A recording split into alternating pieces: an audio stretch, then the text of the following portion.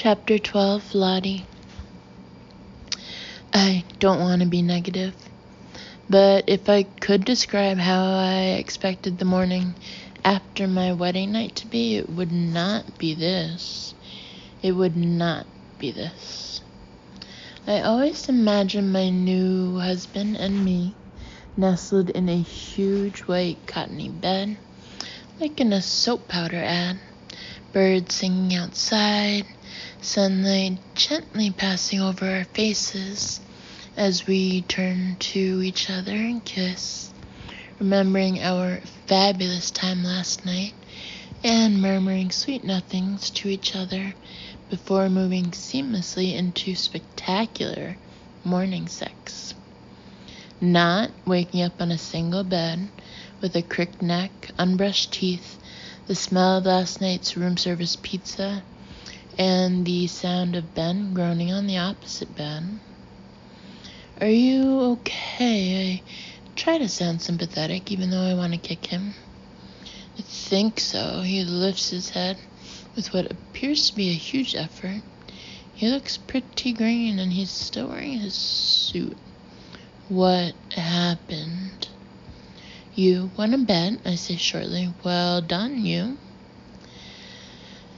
Ben's gaze is distant and his eyes are moving back and forth. He's clearly trying to piece it all together. I fucked up, didn't I? He says at last. Just a bit. I'm sorry. Yeah, whatever. No, I'm sorry. Got it. No, I'm really, really sorry. He swings his legs round and gets to his feet, swaying theatrically for a moment. Mrs. Parr, my greatest, humblest apologies. How will I make this up to you? He bows low, nearly falling over, and I stifle a smile. I can't stay cross. Ben always was a charmer. I can't think, I pouted him. Any room in that bed? Might be. I shuffle up, pulling open the duvet invitingly for him to snuggle in. It's luxury goose down.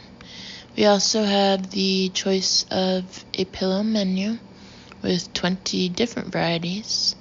I read them all last night over my pizza.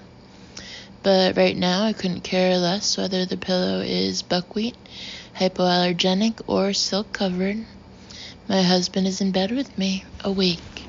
This is what matters. He buries his face in my neck. You're all cozy, yum. You're all hangovery. I wrinkle my nose. Get your suit off.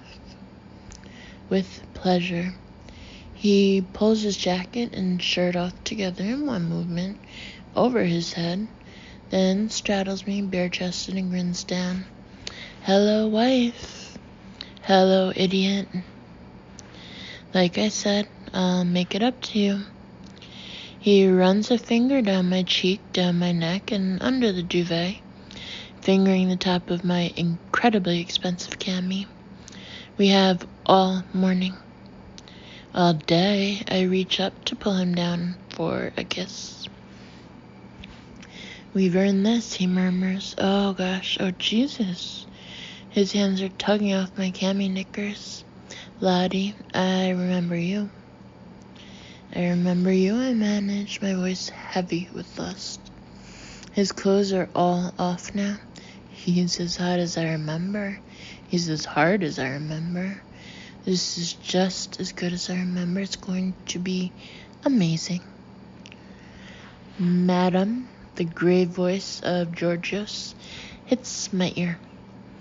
For a moment I think it's Ben, fooling around with an impression. Then I realize it's not Ben, which means it's the butler, which means I sit bolt upright, clasping the duvet around me, my heart pumping. The butler's in the suite? Good morning, I call in a strangled voice. Is madam ready for breakfast?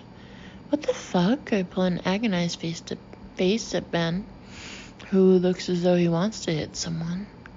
Didn't you put on the do not disturb sign, he whispers.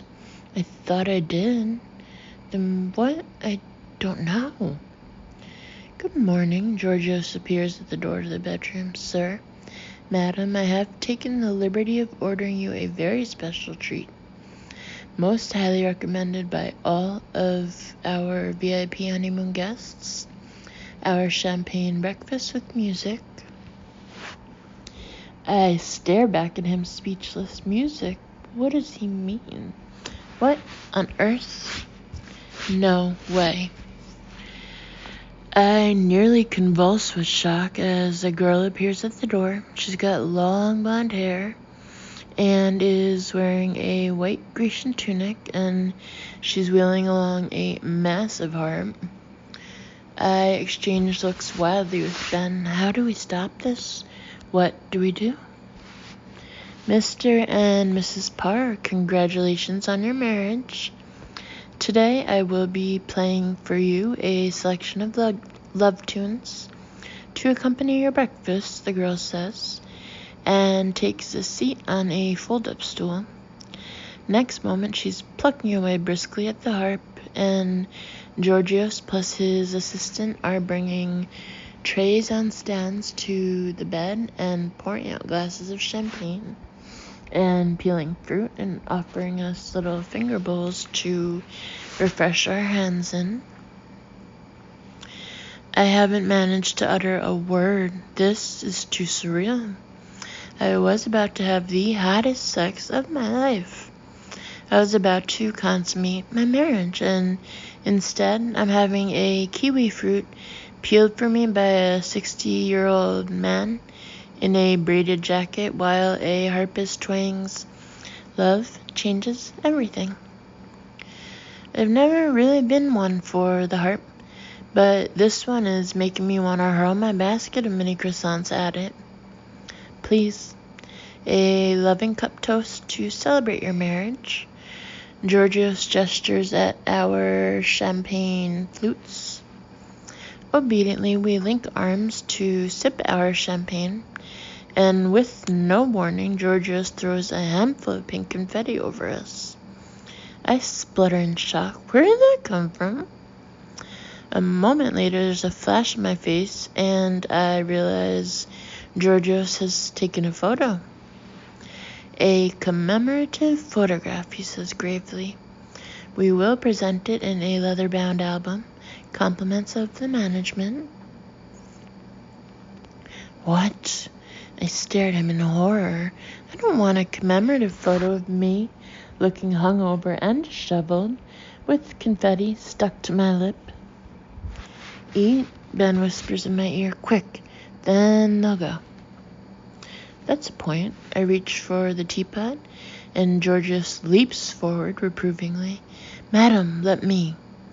He pours me a cup of tea, and I take a couple of gulps. I swallow some kiwi fruit, then clutch my stomach. Delicious, but I'm stuffed. Me too, Ben nods. It's been a great breakfast, but maybe you could clear it away now. Georgios hesitates, seeming reluctant. Sir, madam, I have for you a special egg dish. They are the finest double yolk eggs, prepared with saffron. No, thanks. No eggs, none. Ben stares Georgios down. No eggs, thank you. Of course, sir, says Georgios at last. He nods at the girl, who comes to a hasty final cadence, stands up, bows, then starts trundling her harp away. The two butlers pack the trays up and remove them to a trolley outside. Then Georgios appears back in the bedroom area. Mr. and Mrs. Parr, I hope you have enjoyed the champagne breakfast with music. Now I will await your command. I am at your disposal entirely. No request is too large or too small. He waits expectantly. Great, says Ben off-puttingly. Tell you what we'll call you. I await your command, repeats Georgios and withdraws, shutting the doors to the bedroom. Ben and I just look at each other. I feel a bit hysterical. Oh my gosh. fucking hell? Ben rolls his eyes. That's a first. Didn't you want your eggs? I said teasingly. They've got saffron, you know. I know what I want. He pushes down the straps of my cami, and just the feel of him sends sparks of lust through me. Me too. I reach for him, and he gives a little shudder. Where were we again? His hands travel down under the covers, slow and purposeful. I'm so sensitive to his touch, I can't help moaning. His eyes are huge and urgent. His breathing is raspy.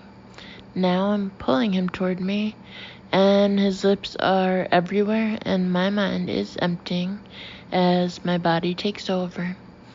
Okay, here we go. I'm making sounds, and so is he, and it's gonna happen. It's really going to happen. I'm going to explode. Come on. And then I freeze. I can hear a rustling sound, just outside the bedroom door. In reflex, I shove Ben away and sit up, every sense on alert. Stop it, listen. I can barely frame the words properly. He's still here. What? Ben's face is contorted with desire, and I'm not sure he's understanding anything I'm saying. He's still here. I bat Ben's hand off my breast and gesture frantically at the door. The butler? He hasn't left. What? A murder scowl comes over Ben's face. He swings his legs around and gets out of bed, totally naked. You can't go out like that, I squeak. Put on a robe. Ben's scowl becomes yet more murderous. He shrugs on a terry cloth dressing gown and throws open the door of the bedroom. Sure enough, there's Georgios, arranging glasses neatly on the cocktail bar. Georgios, says Ben. I think you misunderstood. Thanks very much. That will be all for now. Thank you. I understand, sir. Georgios makes a little bow. I await your command. Right. I can sense Ben's temper starting to fray. Well, my command is for you to go. Leave the room. Go. Adios. He makes a shooing motion. Leave us alone. At last light dawns on Georgios' face. I see. Very good, sir. You call me if you need anything. He gives another bow, then heads toward the kitchen. Ben hesitates a moment, then follows him to make sure he actually exits. That's right, I can hear him say firmly. You go and put your feet up, Georgios. Don't worry about us. No, we can pour our own water, thank you. Bye then. Bye. His voice recedes as he enters the kitchen. A few moments later, he appears at the door of the bedroom and pumps the air. Gone. At last. Well done. Stubborn bastard. Just doing his job, I suppose. I shrug. He's obviously got a really strong sense of duty. He didn't want to leave, says Ben incredulously. You'd think he'd leap at the chance for some time off, but he kept telling me we'd need him to pour our mineral water, and I kept telling him no, we wouldn't. We're not total lazy gits. Makes you wonder what kind of people stay here. Ben breaks off mid-sentence and his jaw drops. As I turn my head, I can feel mine dropping too. No, that can't be. Both of us stare in disbelief as Hermes, the assistant butler, strides into the sitting room. Good morning, Mr. and Mrs. Parr, he says cheerfully. He approaches the cocktail bar and starts arranging exactly the same glasses that Georgios was tidying 10 seconds ago. May I offer you a drink, a small snack? May I help you with your entertainment for the day? What? Ben seems almost incapable of speech. What the hell are you doing here? Hermes looks up, apparently perplexed by the question. I am your assistant butler, he says at last. I am on duty while Georgios is resting. I await your command. I feel like I've gone mad. We're trapped in butler hell. Is this how rich people live? No wonder celebrities look so miserable the whole time. They're thinking, if only the butler would let us have some bloody sex. Please, Ben looks almost demented. Please go, now, go. He's ushering Hermes toward the door. Sir, says Hermes in alarm, I do not use the guest entrance, I use the kitchen entrance. I don't care which bloody entrance you use. Ben practically yells, just go, get out, vamos, scram. He's batting Hermes toward the door as though he's a pest, and Hermes is backing away, looking terrified. And I'm watching from the doorway, the duvet wrapped around me, and all three of us jump violently as the doorbell rings. Ben stiffens and looks around as though suspecting a trick. Sir, Hermes is composing himself. Please, sir, you permit I answer the door? Ben doesn't answer. He's breathing heavily through his nostrils. He glances at me and I give an agonized shrug. The doorbell rings again. Please, sir, repeats Hermes, you permit I answer the door? Go on then, says Ben, glowering. Answer it. But no cleaners, no turn-down service, no turn-up service, no champagne, no fruit, and no bloody harps. Very good, sir, says Hermes, eyeing him anxiously. You permit me. Hermes edges past Ben into the lobby and opens the door. In sweeps Nico, followed by the 6 workmen from last night. Good morning, Mr. Parr, Mrs. Parr, he breezes. I trust you slept well?